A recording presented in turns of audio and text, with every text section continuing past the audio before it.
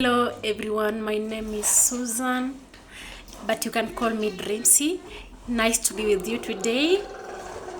I'm going to read for you a book called The Smartest Giant in Town. Hope you will enjoy with me. But first of all, I would like to thank each and every person who have liked and subscribed to my channel. Really, thank you so much. May God bless you. May God bless you for me. Okay, let's start. George was a giant, the scruffiest giant in town. He always wore the same pair of old brown sandals and the same old patched up gown. I wish I wasn't the scruffiest giant in town, he said sadly. But one day, George noticed a new shop. It was full of smart clothes, so he bought a smart shirt, a smart pair of trousers, a smart belt, a smart stripy tie, some smart socks with diamond up the side, and a pair of smart shiny shoes. Now I'm the smartest giant in town, he said proudly. George left his old clothes behind in the shop. He was about to go home when he heard a sound. On the pavement stood a giraffe who was sniffing sadly. "What's the matter?" asked George. "It's my neck," said the giraffe. "It's so very long and so very cold. I wish I had a long warm scarf." "Cheer up," said George, and he took off his stripy tie. "It didn't match my socks anyway," he said as he wound it round and round the giraffe's neck. "It made a wonderful scarf." "Thank you," said the giraffe. As George strode towards home, he sang to himself, "My tie is a scarf for a cold giraffe, but look me up and down. I'm the smartest giant in town." George came to a river. On a boat stood a goat who was bleating loudly. "What's the matter?" George asked. "It's my sail," said the goat. "It blew away in a storm. I wish I had a strong new sail for my boat." "Cheer up," said George, and he took off his new white shirt. "It kept coming untucked anyway," he said as he tied it to the mast of the goat's boat.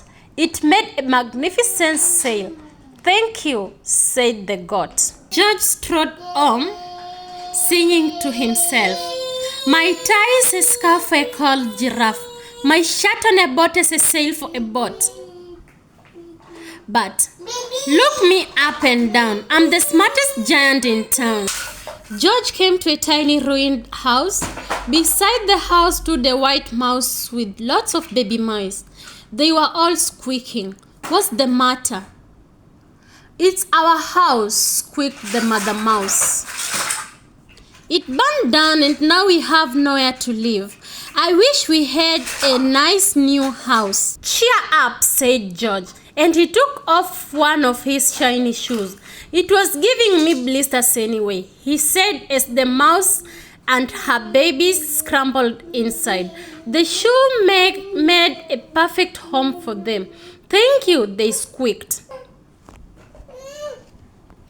George had to hop along the road now, but he didn't mind. As he hopped, he sang to himself, "My tie is a scarf for a cold giraffe.